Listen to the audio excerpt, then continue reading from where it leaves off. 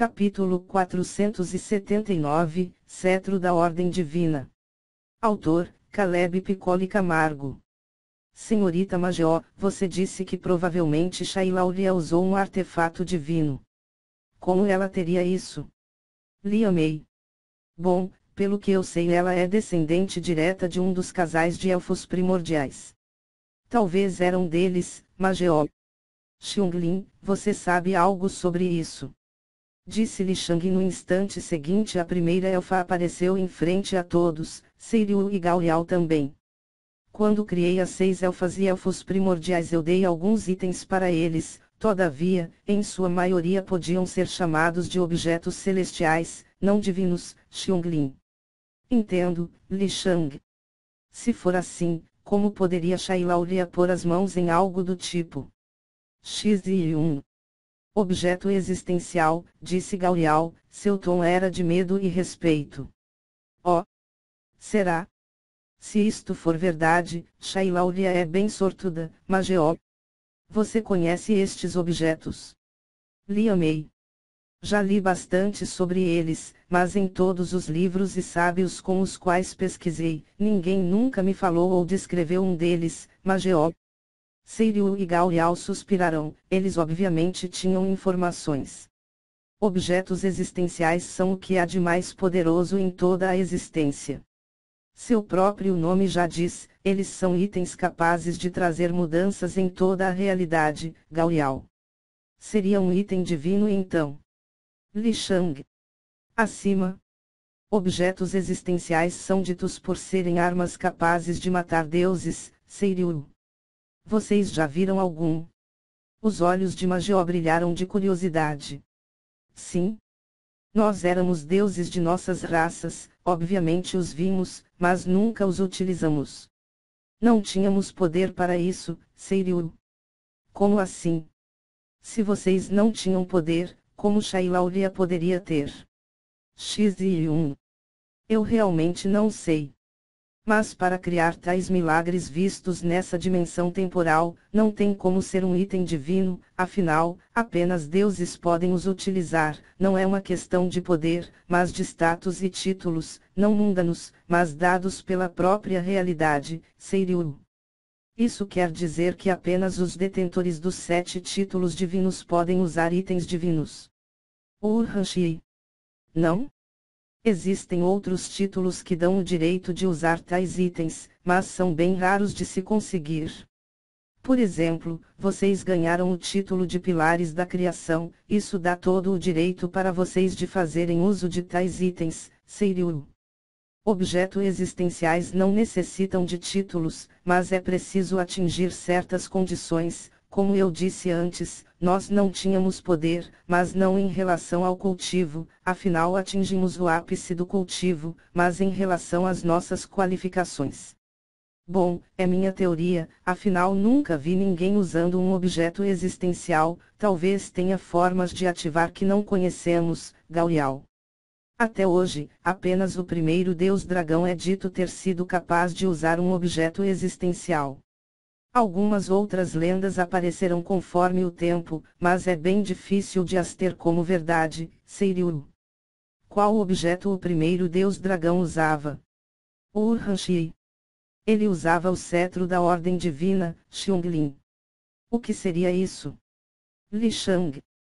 Um objeto existencial capaz de controlar a ordem a nível existencial, ele conseguia alterar o tempo, a realidade e até leis existenciais e físicas.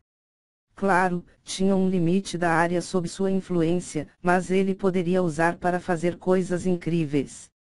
Bom, foi apenas isto que eu vi quando era jovem, mas acredito que tenha muitas outras funcionalidades, Xionglin. Existem outros objetos, bom o número é incerto, mas todos têm grande poder, Gaoliao. Vocês sabem onde tem algum? Liam May. Bom? O cetro da ordem divina do primeiro deus dragão fica no núcleo que sustenta todo o reino dragão. Eu nunca fui lá para verificar se é verdade, mas é o que consta nas anotações deixadas por ele, Seiriu. O mesmo para o reino Azura. É dito que foi usado um objeto existencial para criar aquela dimensão espacial. Afinal, as leis físicas e existenciais são bem diferentes do reino mortal, Galial. Em suma, todos os reinos onde existe alterações significativas de leis da realidade, teve algum objeto existencial usado em sua confecção. Bem como seria necessário alguém no pináculo do cultivo para os criar, Seiriu. A conversa entre eles continuou por um bom tempo. Então à noite, todos foram dormir. Li Shang estava deitado e ao seu lado direito estava Wu Hanxi, que dormia tranquilamente deitada sobre o braço de seu esposo. Minjia estava do outro lado e também dormia profundamente. Seu rosto exalava uma paz e tranquilidade, afinal, nos braços de seu esposo ela sentia-se segura e acolhida. Liu Mei e Xiziun também estavam ali, a primeira ao lado de Minjia e a última no lado de Wu Hanxi. As quatro dormiam profundamente, suas respirações tranquilas e o aroma perfeito de seus corpos permeavam o ar do local. Já Li Shang estava com seus olhos abertos, acariciando o rosto de Wu Hanxi e Minjia. Após alguns instantes, Li Shang adentrou em sua dimensão espiritual. Seiriu, Gao Yao e Xionglin estavam ali.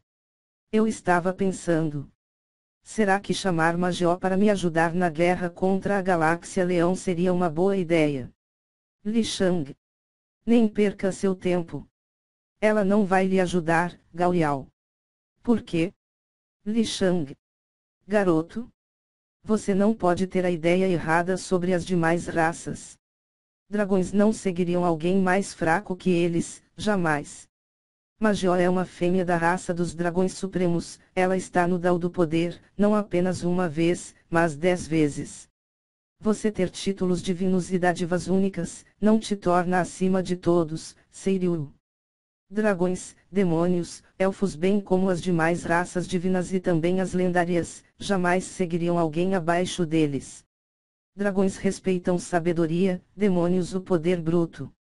Major jamais se curvaria a você por um motivo bem simples. Seu conhecimento, em sua maioria, é advindo de nós dois. Já ela foi atrás, conquistou totalmente sozinha, Gao Yao. Você pode pensar que pedir ajuda dela seja algo simples, mas para um dragão, ajudar alguém é um símbolo de grande amizade e união. Favores de um dragão não são coisas simples de se conseguir. Nós somos seres divinos, Seiriu.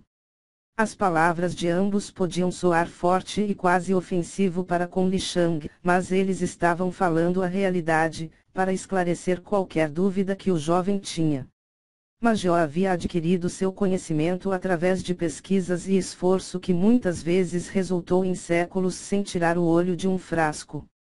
Suas aventuras às profundezas da existência, sempre em busca de conhecimento, ela muitas vezes teve sua vida por um fio, ela não ajudaria alguém simplesmente por ser uma boa pessoa ou ter um bom talento, não, amizades devem ser merecidas. Além disso, dragões dificilmente interferem nas lutas de outras raças, Seiriu. Entendo, Li Shang. De qualquer forma, o que pretende fazer? Gao Yao. Minjia acha que devemos ir nesta tal dungeon. Então vamos ir, Li Shang. Entendo. Bom, tenha cuidado, Gao Yao. Li Shang então fechou seus olhos e adormeceu sob o doce aroma de suas noivas. Vocês têm certeza que querem ir lá? Major. Sim. Apesar da senhorita nos avisar da barreira, queremos ver se podemos adentrar no local, ou Hanxi. Certo. Bom, peguem isto então. Major jogou um pedaço de jade para as mãos de Liu Mei, que fez um olhar de curiosidade. Isto manterá as bestas demoníacas e abissais do caminho longe de vocês, Major. Ah! Eu sabia. Aquelas coisas imensas feitas de pedra, foi você que as pôs lá, certo? Liu Mei. Hehe. Sim. Eu os criei em alguns experimentos, eu estava tentando recriar tais bestas e achar a forma como eram criados, mas parece que ainda não consigo os fazer como os verdadeiros, Major disse um pouco triste, mas orgulhosa de seus avanços. Eles então foram até alguns armazéns de Major e pegaram alguns suprimentos, cedidos por ela a eles. Algumas horas depois e todos se despediram. Dessa forma, os 5 fizeram seus caminhos até o local onde estava a dungeon de nível do Supremo Santo. A distância de 1 milhão de milhas era realmente longe, mas após uma viagem de uma semana, com pausas, para descansar, bem como a velocidade baixa para não chamar muita atenção, de qualquer besta que não foi criada por Major, eles finalmente chegaram onde queriam. O local era na base de uma montanha imensa, ela tinha, pelo menos, 1000 milhas de altura e nenhum deles podia sequer ver o topo dela. Era a maior montanha que eles já haviam presenciado. Na base dela, havia uma abertura igualmente colossal, com quase 1000 metros de altura e largura. Esta abertura se transformava em um túnel que se estendia para o interior da montanha. O túnel tinha 2 milhas de comprimento, mas logo nos primeiros 10 metros, era possível ver as deformações do espaço, causados pela barreira que Major havia mencionado. Bom? Vamos lá, X1. Então, os 5 deram um passo para frente em direção à barreira e para a surpresa deles, nenhum impedimento foi presenciado. Sendo assim, os 5 receberam aprovação para adentrar na dungeon.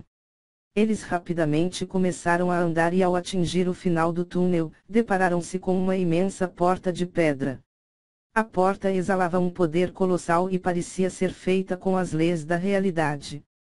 Sobre ela haviam milhares de escritos, todos indecifráveis, tanto que nem mesmo Seiryu, Gao Liao ou Xionglin faziam a menor ideia do que estava escrito ali. Minjia teorizou que se tal formação era algo criado de forma natural, então tais escritas eram as que o Criador usou para escrever toda a realidade e lógica por trás de sua criação, ou seja, a linguagem do Criador. Li Shang fez questão de gravar em sua mente a imagem da porta para posterior estudo.